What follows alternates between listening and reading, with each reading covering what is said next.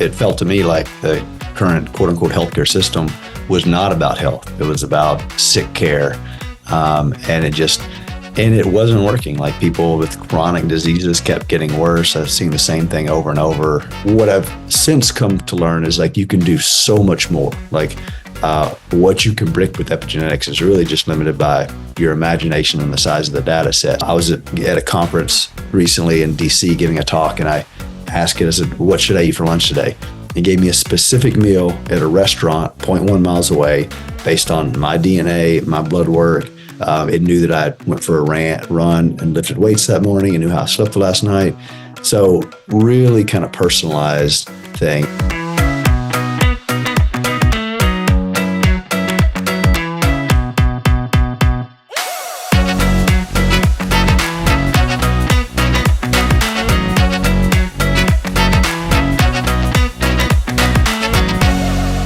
All right, welcome everybody to the Unreasonable Health Podcast.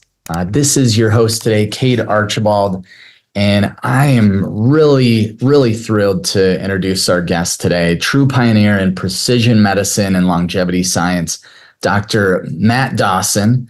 He's the founder and CEO of Wild Health. That's a company revolutionizing healthcare through genomics-based precision medicine. He's also the CEO of True Diagnostics, so he doesn't have a lot going on, just a few businesses, but that's a epigenetics testing lab that unlocks the secrets of our DNA to optimize health and extend lifespan. We use the True Diagnostics tests a lot in our EastWest offices. And then Dr.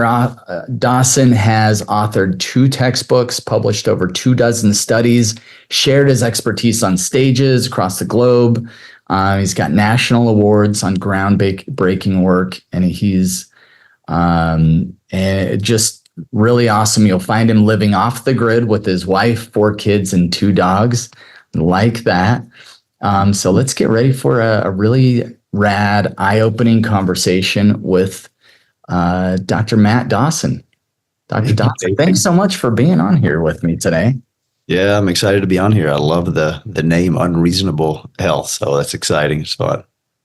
Yeah, well, that's our goal. We want to create some unreasonable health for people, because I think a lot of times, you'd probably agree with me, is, in the healthcare system today, it's all about average. You get your labs ran, and it's like, okay, are you in a disease state or are you not? And kind of, if you're average healthy American, you probably don't have that great of health. Yeah, no, for sure. I mean, that's why I left traditional medicine, because you use the word unreasonable health. It felt to me like the current quote unquote healthcare system was not about health. It was about sick care. And it wasn't working. Like, people with chronic diseases kept getting worse. I've seen the same thing over and over, and it just didn't feel like where I wanted to spend my time. So yeah, we're very like-minded that way, actually focusing on health and optimizing it. Yeah.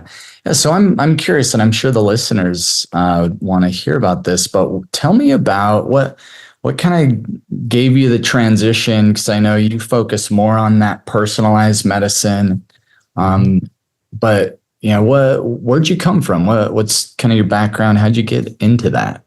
Yeah. So as I mentioned, I was in traditional medicine. I was working in the emergency department at first, and it's fun and it's exciting and it's a privilege. Like, you get to see people sometimes on their worst day and really make a difference. But it felt to me like the parable of the village on the river. And one day someone was floating by and screaming for help. They ran out, they pulled them out, saved their life. Next day, same thing happened. They ran out, saved this person. The next day it happened again. And finally someone said, why don't we walk upstream and figure out who's throwing people into the river instead of just pulling these people out? And that's what it felt like in the emergency department. It was seeing all of these problems, and it was very clear there was a common denominator around, like, the chronic disease and these people not getting the care they need to prevent and optimize. And as I was feeling kind of helpless, just pulling people out of the water, I started seeing all this science emerging around genetics, precision medicine, personalized care. And it felt to me like that was the possible solution. The science, it looked like, was there, but medicine's always kind of 15 to 20 years behind the science. And so I thought if we can translate the science and get it out to people, we could really make a difference. When I started seeing this, I was talking about it with my partner, co-founder of Wild Health, Mike Mallon, and we dove in. We sequenced our own DNA. He went through a really rough health issue around that time of finding out that his lipids were through the roof, like really dangerous levels. He saw a doctor. His doctor told him to do a specific diet that works for most people, but he's not most people. So he got worse. His doctor wanted to put him on a statin then, which is a good medication for a lot of people. It works. But Mike had really bad muscle breakdown, myopathy, didn't tolerate it. And we saw on his genetics as he's going through this that, wow, he has all these specific genes that make him need probably the opposite diet of what his doctor recommended. And he had a very specific gene that made him almost guaranteed to get that muscle breakdown and myopathy. So it was this moment where we were like, at first angry, why do you have to suffer and go through this if like the science is here? And then just realizing that, yeah, nobody's doing this. Like if we want to get this out, we need to do it. So we left our universities and started seeing patients and practicing this personalized precision medicine through DNA sequencing and genomics. Awesome. And was that there in Kentucky? Because I know you guys are located, your headquarters are in Kentucky. Is that where you initially started, or? Yeah, so Mike and I met in Salt Lake City at the University of Utah, close by to where you are there. We left. I went to at the time, he actually was still at the University of Utah. I was at the University of Kentucky working in academics. And right now we're in all 50 states. So Wild Health is kind of spread geographically. The quote unquote headquarters, maybe it's in Kentucky because I'm here, but we're kind of spread all over the place. We're a completely digital, 100% remote company.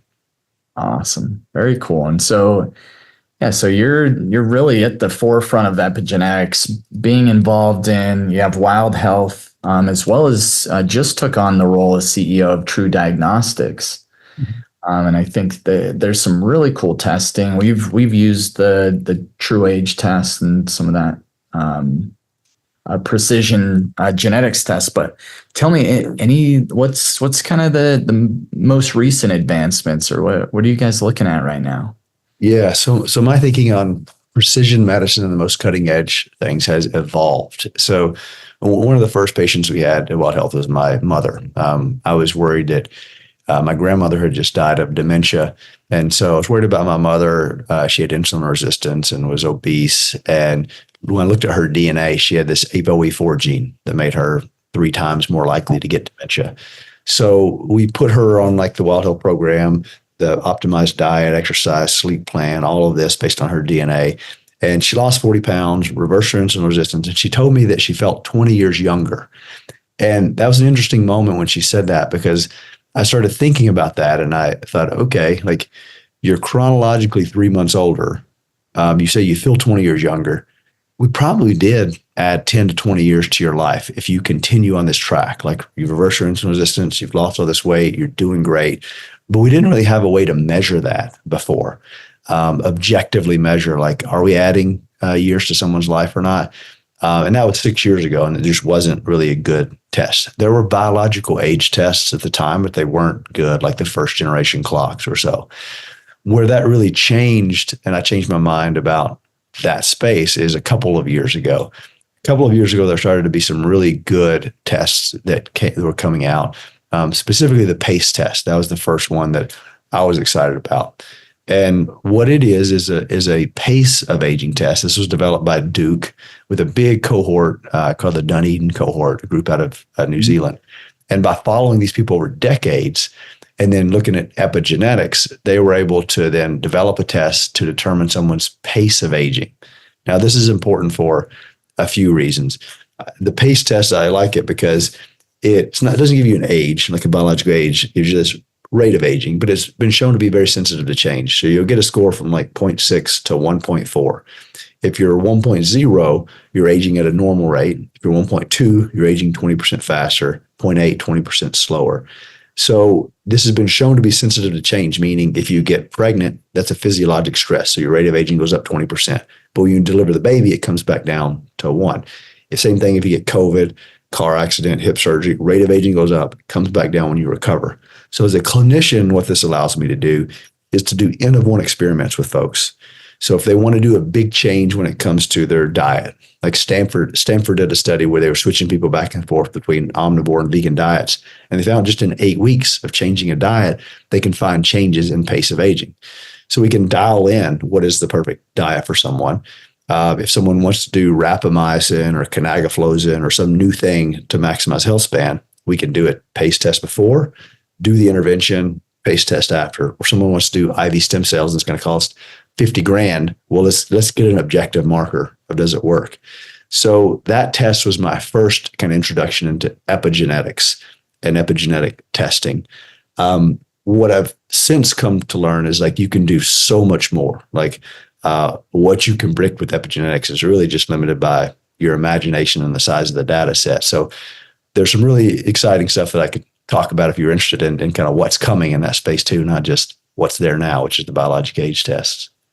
Yeah, well, I'm excited you got more to come, because I think just the test alone there with the pace test, and then you guys stopped carrying the pace test, and now you just focused on kind of the full true age tests. Is that right? That's right. So there are dozens of different clocks. Like we have access to an incredible amount of different clocks that give you different information. And what we decided to do is really to simplify and just start reporting the 3 best clocks, what we consider the 3 best clocks. And they have 3 very different uses. So one of them is the pace test. And this is like my favorite one, the one that I think is the most important and most useful, because it gives you a picture of what's going on right now with someone. The other 2 are 2 clocks, one developed by Harvard and one by Yale. The Harvard one is called the Ohmic MAge. And it's just been the one that's been shown to be most predictive of how much more time you have to live. So what will be kind of your classic biologic age. The interesting thing about that test is it also comes with what's called epigenetic biomarker proxies, which I can talk a little bit more about in a second. But that gives you more resolution into why you're aging faster or slower. So pace just tells you how fast. Ohmic MAge gives you some resolution into why. And then the symphony age is the other one that we feel like kind of completes the trifecta. So we age in a heterogeneous way, like our organ system. So meaning our brain, our heart, our liver, kidneys may be aging at different rates. Symphony age, developed by Yale, gives you an age for the different organ systems. So as a clinician, it allows me like, okay, I've got this pace test, aging faster or slower, but I can look with better resolution as to what organ system is probably the weakest link. And I'm going to focus probably on that, because if you're aging at a really great rate, except for your brain, well, we don't want that, like a great body with dementia or just your liver. That's not going to work out well for you. So adding those other 2 clocks and the information that they get, we think gives the best kind of global picture of aging, how fast, and why you're aging fast or slow. Wow. And I'm just curious. So the symphony age, it's looking at the age of the organs, and what are the factors it's looking at within there? Is it like biomarkers, just genetics? What are the factors there? Yeah, great question. So it's epigenetics. Let me define that a little bit. So we've already talked about genetics. At Wild Health, every patient, we sequence their DNA. You're born with that set of DNA. That's your human operating system. It's important to know, but your genetics only account for about 20% of your health outcome. The other 80%, as we all know, is what we do. We smoke or not, what we eat, our stress levels. So by what we do turns those genes off and on, up and down. So epigenetics is measuring that. So we look at about 1 million specific genes and how much each one is turned up and turned down. And from that, we can tell things like your biologic age, your pace of aging, find kind of fingerprints for different rates of aging and things. But there's this other concept that this is part of what's kind of coming out, the next thing, but it also helps explain the symphony age. So a few years ago, there was someone named Marioni who found that through epigenetics, looking at about 1 million different gene sites, how much they're turned up and turned down, he could predict someone's CRP level, so their level of inflammation. So the interesting thing then was, and let me step back, the reason we could predict something like that or predict disease is because when you have high levels of inflammation or low levels of inflammation, or you get a cancer, you start expressing your genes very differently.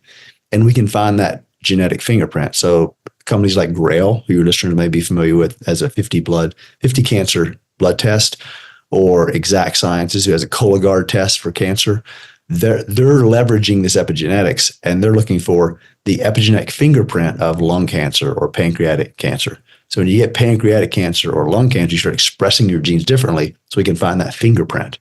So similar thing for inflammation. Based on how you're expressing your genes, we can predict how much inflammation is going on in your body.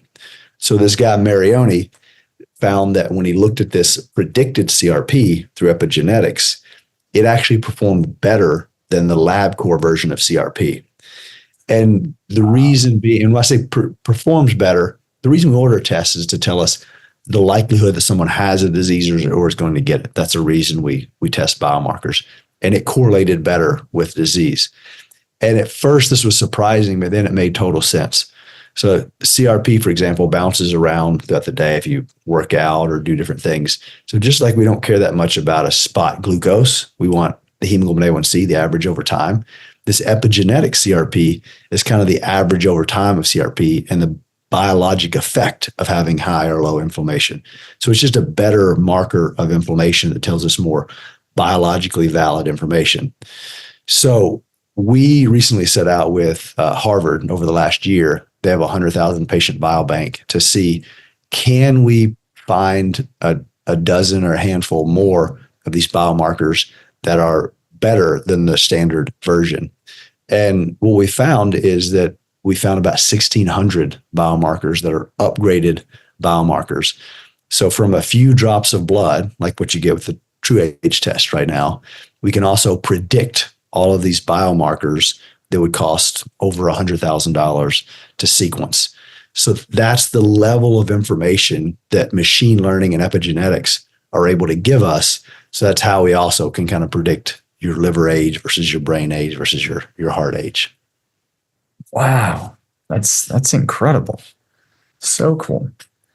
And so I know when you were talking about kind of all those different pieces, and maybe you touched on this, I just am a little too dense because man, you got some like these are really, really intriguing ways of looking at the body and just diving deep. But you mentioned the epibiologics proxy. Yeah, sorry. Epigenetic biomarker proxy. So I just threw out a brand new term there, expecting everybody to know what that means.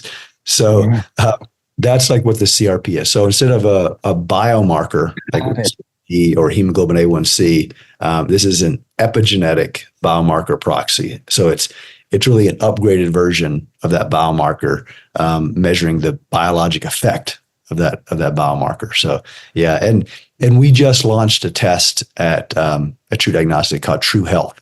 And that test is from those kind of 1,600 we found. We took the 100 best that perform best and are really kind of upgraded versions, and we put those into a report to be able to give people information about different vitamins, minerals, nutrients, organic acids, things like that you would traditionally order from a LabCorp or specialty lab.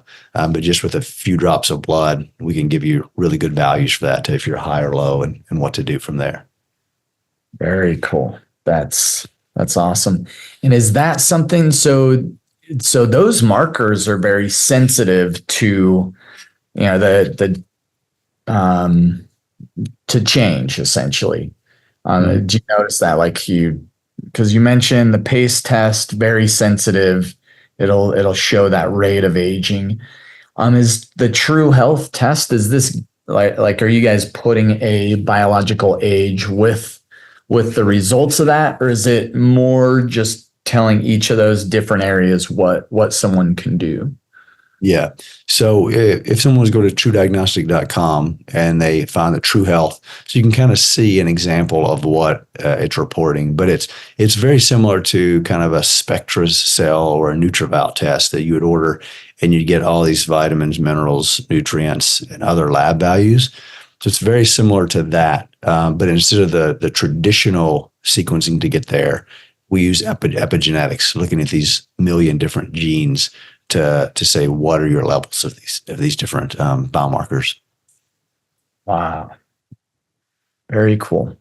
Well, let's talk, kind of shift gears a little bit. So talked about some really cool testing at the epigenetics side with True Diagnostics, but I'm curious, is there kind of you have the Wild Health kind of executive healthcare clinics.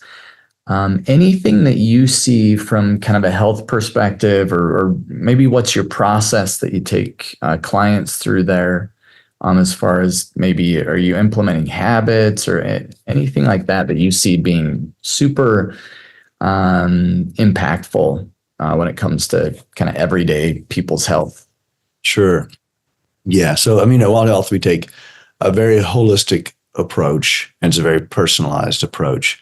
So when we talk to someone about nutrition and diet, we're basing that on the DNA, but also blood work, also other information we get from them. So to give you some examples, like my mother, who I mentioned, what we found with her is she had specific genes when it came to certain foods that she's more sensitive to. So she had an SH2B3 gene, meaning that wheat and gluten she was more sensitive to. MCM6, meaning dairy, she's more sensitive to. So we kind of identify those as kryptonite foods for her. We need to decrease her inflammation. And then genetically, she had a VDR SNP, so it means she needs more vitamin D. BCMO1, meaning she needs more vitamin A. Collagen 5A1, she needs more collagen, protein. Fats 2, she needs more active form of omega-3 instead of the plant-based form. So when you add all of that together, the engine then recommended, okay, the perfect food for her is a sardine because it accomplishes all of those goals of things that she needs more of. So we take a very specific approach and a holistic approach, meaning we also talk about exercise, how we're going to optimize her exercise for her genetically, what supplements will or won't work based on her metabolism. And we find that we get the best results when we treat the person as a whole and not necessarily a collection of organ systems, just focusing on different organs, but take a holistic approach to those things that we know make a difference, which is diet, exercise, sleep, stress reduction. Those are the things we really focus on, much more than medications and putting Band-Aids on symptoms, really trying to get to the root cause and give personalized recommendations. Yeah. Love that. Love that. Well, what, anything, and I know you touched on the True Health side, but any other new technologies or anything that you're really excited about? Yeah. I think to me, the most exciting thing is right now is the convergence of precision medicine and AI. And when I say AI, I very specifically mean large language models. So one of the things that we're developing right now, we actually already have a beta version of this. I have it on my phone. I use it every day, is taking all of that IP around the precision medicine, like the DNA, the blood work, wearables, and building it on top of a large language model so you can interact with it. So just to give you an example, if you were to ask ChatGPT, so that's the classic large language model, give me a 7-day meal plan. It'll give you one. Then you can be more specific. You say, make it a ketogenic plan or a vegan plan, or it'll get more specific. So I can ask our LLM in this app that I have, give me a 7-day meal plan. It'll give it to me based on my DNA, my blood work, how my sleep's been, how my workouts have been, how much energy I'm burning. I was at a conference recently in DC giving a talk, and I asked it, I said, what should I eat for lunch today? It gave me a specific meal at a restaurant 0.1 miles away based on my DNA, my blood work. It knew that I went for a run and lifted weights that morning and knew how I slept the last night. So really kind of personalized thing. And it also will give alerts. So it alerted me not long ago that, hey, you're overtraining, you're going to get sick or injured. And I then chatted with it back and said, why do you know that? And it showed me my HRV trends, my resting heart rate trends. And like, oh yeah, I've been traveling more, working out just as much. And traditionally I would have kept going until I broke. But now because it's objective feedback, I then chatted back to it and said, okay, give me a workout plan for the next week to recover. and it knows my goals. So it knows my goals at the time was I was getting ready to climb a mountain called Cotopaxi, and I just wanted to improve my pickleball game. So it gave me workouts to recover and to make sure that I'm doing the lateral movement and working on my VO2 to max. So really personalized interactions, large language models who know all of this about you. We'll be rolling that out pretty soon for all true diagnostic customers, because as we deliver a true age test, pace of aging, biologic age, organ system age, and we deliver all of this information on these biomarkers, what do you do with that? So to be able to have an engine where you can interact and be like, okay, what are the 5 things that's going to help me reduce my pace of aging the most? It'll make that personalized based on all of the information it has about your biomarkers. You can also upload your own labs, your own DNA, electronic health records, and really get personalized advice from a chat GPT that knows everything about you down to the level of your DNA. So that's what I'm most excited about, is being able to kind of democratize precision medicine with AI. Yeah, that's incredible. And so, and that's taking your wearable data, all of your lab data, essentially, and that's coming through True Diagnostics. That sounds super fascinating. Really interesting stuff. You piqued my interest. So you're talking about your kind of HRV and some of the other metrics. So I'm curious, what's your preferred wearable, or what wearable do you use? Yeah, so I've used them all.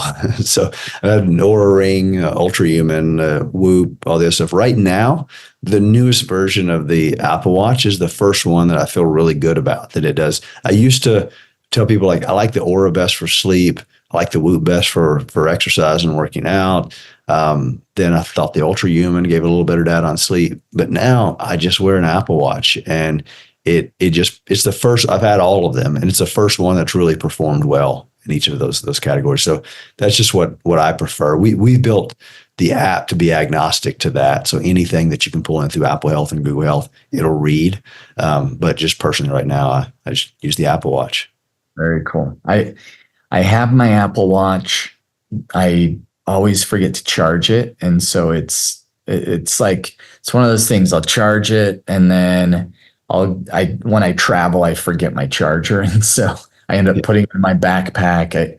I need to get better at that. That's the wearables are so cool, and getting all that data, and that's where, if you have a coach that's in your pocket that's watching that stuff, and then they're like, oh, hey, like, you should probably eat this way, or you should probably do this, or maybe recover a little bit more before you go on that big run.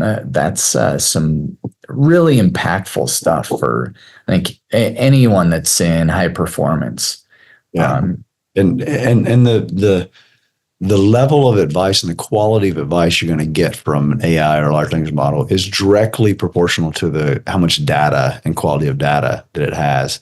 Like, if you are consistent about wearing those wearables, and I've got the Apple Watch here or whatever it is, you can really dig into some really interesting things. So like in our this app that I've mentioned, you also log all of your food, and it kept track of all the macros and things. So then after a week, you can ask it questions like, hey, find trends between what I eat and how my HRV and sleep is, and things like that. And it can really give you some interesting insights if it's got that data. Or you could even say, hey, look at based on my genetics and blood work, see if you can find any trends of specific foods for me that increase or decrease the quality of my sleep, or things like that. So if you got really good data, these LLMs are really powerful. Yeah, it's really, really awesome. It's a super cool way of utilizing, and that's what I love about the world in AI, is how creative people are getting with utilizing these, because they can dissect data like none other, and then you can actually dissect your health data, or dissect anything, and get answers from that, and carry on conversations. It's pretty incredible. Yeah. Yeah, for sure. Awesome. Well, if someone wants to connect with you, or they're want to explore more, what's the best way for someone to connect with Dr. Dawson? Yeah, for sure. So I just, as you said that, I started looking up what is my email address. So yeah, I'm not really on social media or other places. But wildhealth.com is where everything about Wild Health is. TrueDiagnostic.com for True Diagnostic. And Matthew.Dawson at True Diagnostic is my best. And I'll just give that email out if anybody wants to connect it. I'm always happy to have a conversation about longevity or any of these things that we've talked about. Love it. Well, before we wrap up, is there any question that I didn't ask that I should have? I think one of the things that I'm in the last 6 months trying to stress, because I get asked a lot about longevity and what are the things that makes a difference. And I think the best study on this is the Harvard study on healthy aging that was done over a decade with a large number of people. And they looked at what does lead to the best health span, like longevity and happiness. And you got to study happiness if you're really studying this. And it's interesting. Everyone knows smoking's bad. That takes 10 years off your life. But that wasn't the number one thing. It wasn't about alcohol. It wasn't about diet. The number one thing that leads to the longest and healthiest life is the strength of your social relationships and connection. And so anytime we talk about longevity and health span, if I tell people, if you're focused on rapamycin and all the newest molecules or biohacks, that's fine, but you're wasting your time if you're not also focusing on your connection to others, your connection to yourself, and your relationships. That's the one thing that's completely free and makes by far the biggest difference. So I like to highlight that to people so we're not majoring in the minors. I love that. So yeah, you gotta optimize your relationships and have really good high quality relationships while you're optimizing your health or one or the other or both ideally. Mm-hmm. Awesome. Love that. Well, thank you so much for coming on the show today. And can't wait to see the AI project coming out with True Diagnostics. We just some really, really innovative stuff that you guys are working on there. And excited to have you here. Thanks. It's been fun talking to you, Kate.